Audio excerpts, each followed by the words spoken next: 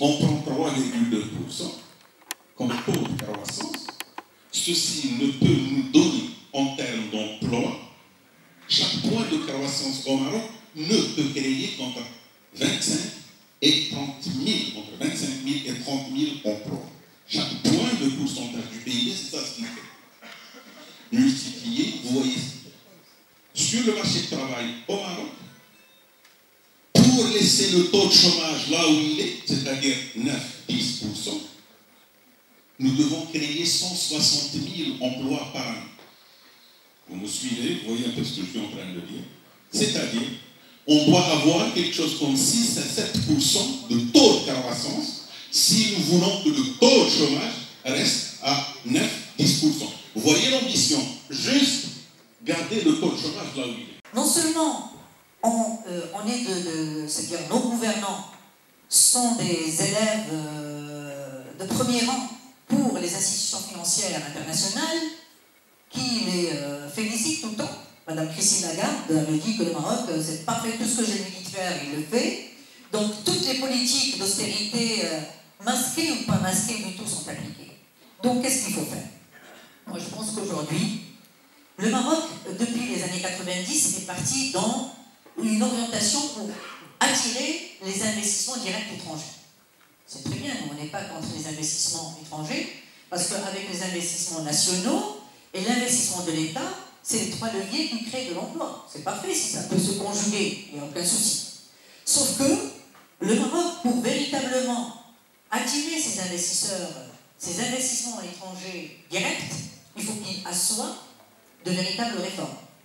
La loi de finances est avant tout un acte politique. Et un acte politique, à mon sens, vu le contexte global dans lequel nous évoluons, et à écouter les discours officiels qui ont été prononcés, et qui semblaient avoir pris en compte la crise sociale très très grave que connaît notre pays, avec l'augmentation des écarts sociaux et spatiaux, avec le hirak de Rif, avec le hirak de Jarada, de Zaboura, de Tatlhaj, de Bouafa, de Fidig, et j'en passe. Donc il y a un véritable malaise terrible, accompagné d'une grosse crise sociale et d'une crise de confiance. Ce que l'on attendait de cette loi de finances, c'est qu'elle puisse prendre en compte justement ce qui se passe et proposer des alternatives. On sait très bien qu'on ne peut pas avoir une baguette magique et changer tout, mais ce que nous voyons, c'est que c'est une loi de finances administrative, mais pas du tout une loi de finances qui semble avoir été posée par un gouvernement, qui aurait des attentes, qui aurait des espérances. Malgré les priorités qui ont été annoncées lors de cette loi de finances, c'est-à-dire encourager une avancée quelque part vers la justice sociale en privilégiant l'emploi. Donc c'était légitime d'attendre quand même de cette loi de finances qu'elle puisse répondre à ces attentes. Non, malheureusement, cette loi de finances est hors jeu du contexte socio-économique dans lequel elle a été définie. Bien, maintenant, au regard de ce qui a été avancé dans cette loi de finances, pour moi, c'est vraiment un non-événement. C'est vraiment quelque chose qui n'a aucun impact sur ce qui se passe et sur ce qui va suivre. Aucune vision. À mon sens, une loi de finances devrait obéir à un concept de vision prospective cohérente pour qu'on puisse parler de moyens. Ces moyens seront alloués pour faire quoi? Pour répondre à quelle priorité?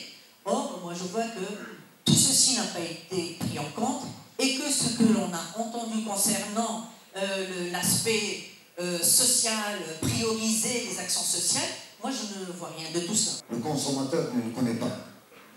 Le consommateur, qu'est-ce qu'il cherche?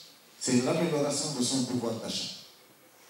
Et nous, en tant que fédération, nous représentons 65 associations et nous sommes confrontés quotidiennement à ce problème avec les consommateurs qui vivent et qui subissent les affres de la nonchalance, de le non-intérêt du gouvernement vis-à-vis du consommateur lambda.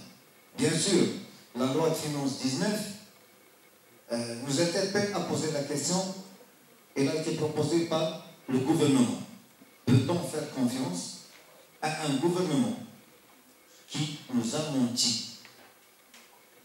Nous a menti deux grands mensonges. Le premier, c'est après la libéralisation des prix du carburant, on nous avait promis que les prix du carburant vont suivre l'évolution des prix du brut à l'échelle internationale. On n'a jamais rien vu. Le pétrole, les prix du carburant ont continué à augmenter et c'est le consommateur qui paie de sa poche. Le deuxième mensonge, c'est que lors de l'élaboration donc, de la loi de finances de 2018, il a été annoncé et fortement, avec beaucoup de médiatisation, que la caisse de compensation va être annulée en 2019.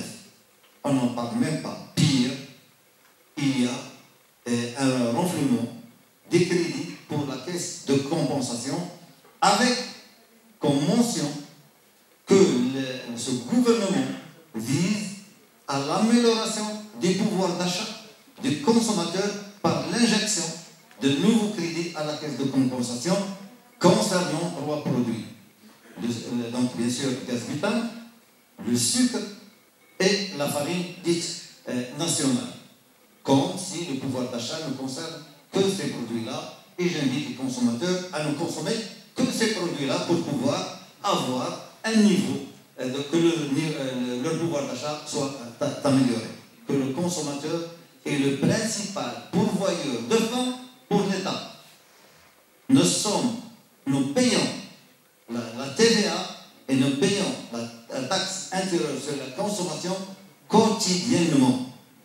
Et qu'est-ce qu'on reçoit? Pour nous, cette loi, ce projet de loi, parce qu'il n'est pas encore sorti de la deuxième chambre, parce qu'il y a maintenant une lutte, n'apporte rien pour le consommateur. ما تنساش تابونا في لاشين وتأكد بالجرس باش يوصلك جديد الفيديوهات من هيث بريس.